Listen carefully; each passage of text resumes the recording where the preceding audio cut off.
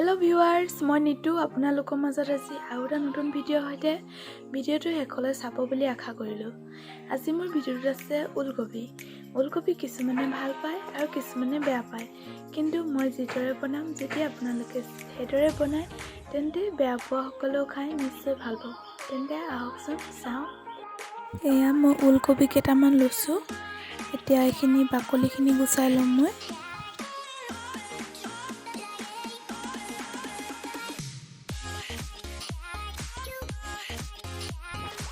ওলকবি কেইটা ধুই মেলি ললো মই। এতিয়া ৰুকনি এখন লৈছো আৰু ওলকবি গুটি কেইটা মই ৰুকনিখনত ভালদৰে ৰুকি লম।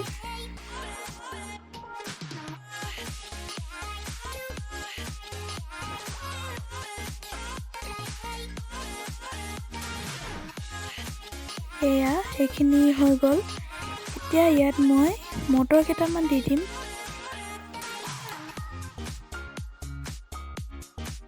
আৰু পিয়াজ এটা, নহৰু কেইফুটামান আৰু আদা লৈছো।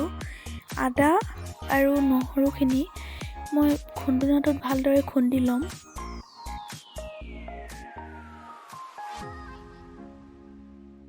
ইয়াত মই পিয়াজটো কুটি ল'লো আৰু জলকীয়া কেইটামান লৈছো আৰু খুন্দি লোৱা আদা নহৰুখিনি। এতিয়া কেৰাহীটোত তেল দি পেলাই তেলখিনি গৰম হোৱাৰ পিছত ইয়াত জলকীয়া কেইটা দি দিলো।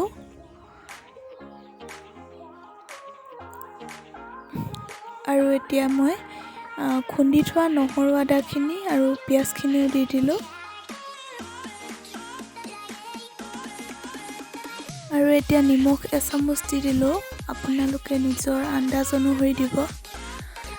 আৰু হালধি গুড়ি। এতিয়া মই ওলকবিখিনি আৰু মটৰখিনি কেৰাহীটোত বাকি দিলোঁ। এতিয়া এইখিনি ভালদৰে মিক্স কৰি দিম।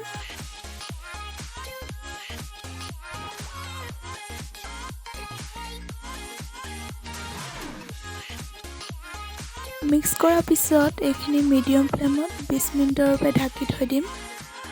20 মিনিট হৈ গ'ল।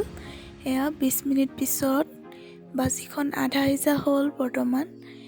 আৰু এইখিনি ভালদৰে লৰাই দিওঁ মই এবাৰ। এতিয়া ইয়াত মই জিৰা পাউডাৰ এচামুচ দি দিলোঁ আৰু জলকীয়া গুড়ি এচামুচ। ভাজিখন এবাৰ ভালদৰে লৰাই দিওঁ আকৌ। ওলকবি সিজিবলৈ যিহেতু অকণমান সময় লাগে সেইবাবে আৰু 20 মিনিট সময় ভাজিম মই। ভাজিখন তৈয়াৰ হৈ গ'ল। এয়া যদি ভিডিঅ'টো চাই ভাল পালে তেন্তে লাইক কৰি দিব আৰু মোৰ চেনেলটো ছাবস্ক্ৰাইব কৰি দিব।